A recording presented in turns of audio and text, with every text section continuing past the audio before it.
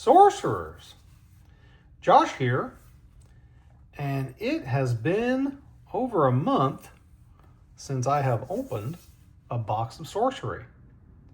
Now, I did open the pre-opened box, so maybe that counts, but I don't think it does. So the last official box I opened was right around Christmas. So I decided, you know what? I had this other box that came with that eBay deal. So it's basically free, so why not go ahead and just open it up? And that's what we're going to do.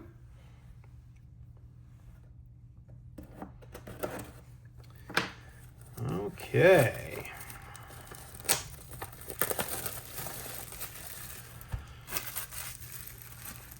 Things are pretty stagnant right now. Not much going on. Does seem to be a lot of stuff coming up on the market. A lot of people selling out of their stuff. I've seen a lot of what I mean, I could be wrong. Maybe I'm just misinterpreting the post, but it does seem like a lot of people who are kind of selling what they have with Sorcery. Especially, there does seem to be a number of people who backed the Kickstarter, and then they just kind of held on to it and never really got into the game or did anything. And a lot of those people seem to be posting their small collections or whatever. So there does seem to be a lot available. It's really good time to buy right now. So if you are looking to buy into Sorcery, it is definitely time.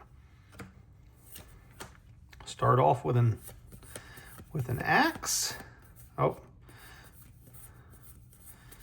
Okay. In terms of Arthurian Legends boxes, they're still available, readily available, much lower than MAP. So you can get boxes, many as you want, very, very cheaply. Looks like we got our first foil here. Bogart. Hey! Well, this individual who sold me this, who had the 2 boxes and plus got the sample card, had some really good boxes. Foil Mesmerism. Very nice. That's one of the very few foil uniques I've ever opened. So, what's interesting is I've opened that one before.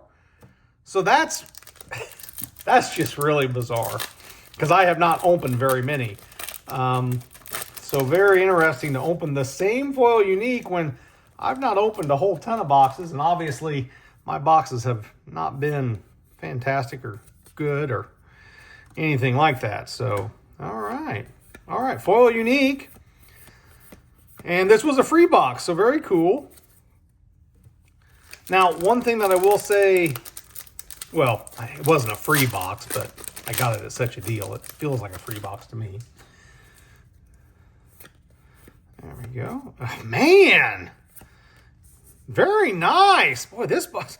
So, I was kind of leery of opening this box just because it's like, well, I know the other box had a foil unique in it, so what are the odds of getting another foil unique in, 2 boxes that probably came out of the same case? And I was like, well, Arthurian Legends, for whatever reason, the distribution of product does seem to have been very odd, in my opinion. It seems like there's just a lot of clumping. So I thought, well, may as well give it a shot, and look at that, it paid off. Very cool. Now the real question is, boy, you got a Valley of Delight already too. Very cool. What else are we gonna get here? Our next foil. There's a salmon. Foil ley line hinge. There we go. Anything here in the back? Nope, he didn't drop it. Waiting to see what announcements Eric's Curioso is going to give us. They keep saying information's coming, but we've been over a month now without really any, I don't know, what I would call official information. So it'd be nice if we could get out of this slumber and learn something what's coming. It can be anything. Just give me, dust rewards. They're coming out. Here they are. You're going to be able to get them whenever. I mean, I'll take that. King's Council.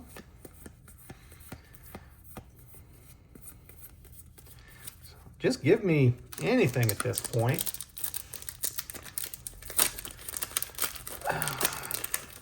maybe some of the boxes of Arthurian Legends would start to move.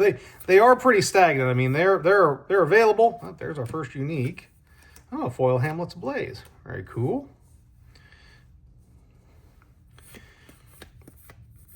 So you can get Arthurian Legends. You can get it at an excellent price. What I think, especially if you go to some of the marketplaces, you can get boxes for $90, $85. So people are just really trying to move some of it. I think some individuals, probably bought in expecting that everything was going to sell out. And fortunately for us, Eric Curiosa kind of planned this out a little bit better in terms of making sure that the product stayed available, which is good because we just don't have a lot to do for a year until we get Gothic. And we don't know when Gothic's coming, so that product needs to stay available, even though Arthurian Legends, as I've mentioned before, has a lot of issues just in what it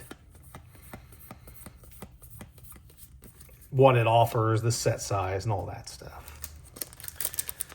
But overall, very happy with this box. This is probably, even right now, this is one of the better boxes I've opened, just because there's a foil unique. So there's yes.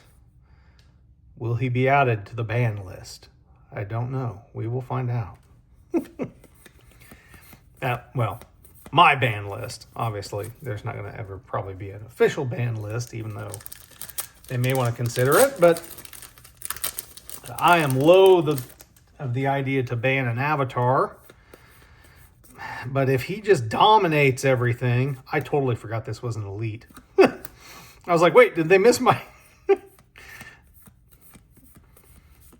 But if he dominates all of the events this year, I've got to think that they're going to wonder, okay, maybe we need to do something. I don't know. It's very interesting. They said they want to pivot to these competitive events and have more events. Oh, hey, Kelp Cavern. Awesome. Little Bailey. But I don't know how involved and how deep they're going to get in the competitive play. Are they going to look at doing things like bans to make sure that the playing field is diverse? Or are they going to be like, yeah, it's fine. Archie took, he was the top 8. Every single person in the top 8 at SorceryCon was playing him. And we're fine with that. I would hope that wouldn't be the case. But given how dominant he seems to be, and given what a lot of the people who are very competitive and play this game a lot of their statements lead me to believe that that is entirely possible. And of course, because we don't have another set for who knows how long, we may get Dragon Lord, maybe that'll shake things up. But other than that, we're just waiting on Gothic. So it'll be a very long time, and every time we're playing a game in a tournament environment that's constructed, we're going to be seeing, oh, look, it's Archie took the top place again. Archie took the top 8 again. Oh, look, it's that is entirely possible, and that doesn't feel healthy to me. Now, I will say there's a lot of people who just enjoy playing sorcery, and maybe they won't go that route. But I've got to think any event that's got, I don't know, 60-ish people, 50-ish people, going to be a lot of people playing to win. Of course, it all depends on prizing, too. If the prizing isn't great, then, well, you probably won't get to 50 players. But it'll be interesting to see how they proceed. I really want to know what these events that they've been talking. Yeah, we've got events. We are just Black Plague, so I just remembering the sheet, what kind of comes in that grouping. Yeah, it's not the greatest. We still got a couple of foils left. Not very many packs left either, so Troll Bridge, Sir Tristan. Power of Flight. Very nice. Anything else? Whoop. We got, just 4 packs. Wow. The Mesmerism carries the box no matter what, but boy. And there's our next one, Rita. I think it's Rita. Is that how you say it? Nothing there. Looks like, well, it could still be a 5 unique box. That's perfectly, man, Lady of the Lake. Very nice. Very nice. Lady is always nice. Okay.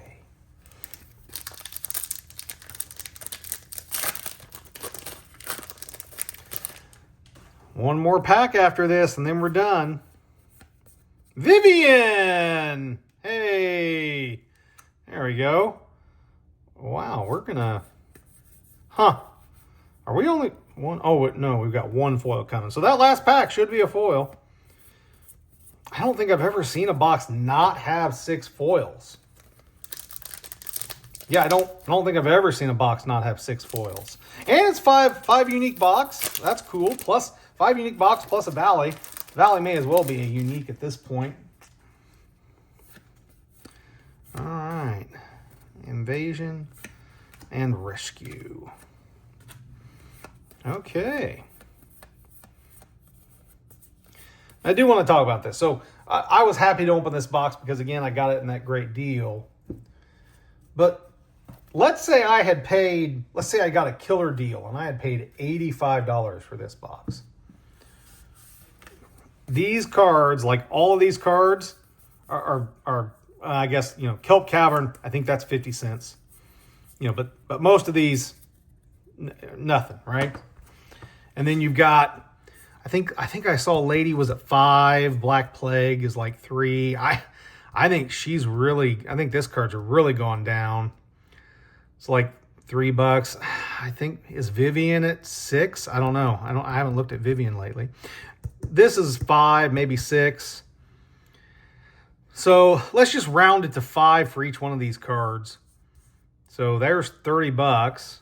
And if this hadn't been a foil unique, if this has just been an elite or something, each of these, Bailey's maybe worth $3, $4. I think Hamlet Ablaze goes for a couple bucks. But just think about that. If this card had not been in there, that's, I said 30 here. There's maybe, let's be generous and say 15 here. $45. $45. The rest of the stuff is, nothing. That's just wild. And let's say if there was another foil here, it's probably within that $15, maybe 20. So you're talking about $50 out of a box you paid $85 for. That's why we're seeing the issues with the Arthurian Legends. I think some of the reason that it's still available, which is good. It is good that it is available. But it feels like it's really stagnant and the prices just keep going a little bit lower.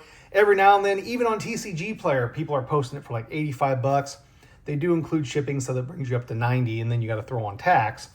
But still, that price, so far below the map price that Eric Curiosa has set, is crazy. And it's because it's such a tough opening. Again, if it weren't for this card, this box is kind of a bust. Vivian's nice, the Lady's nice, the Valley, obviously. But other than that, it's just meh. So, I don't know. It'll be interesting to see. I'll be interested to see how Arthurian Legends, especially once it finally dries up and you can't just go out and get boxes, it'll be interesting to see what happens. And that probably won't be until 2027 when it's really dry, really tough to get. I think 2026 we'll still see it around because I think there's a lot of it, which is good. It's good. It needs to be available. But tough opening right now. But if you love the cards, the cards are great. They're so good. Anyhow, that's all for today. Keep on contesting the realm.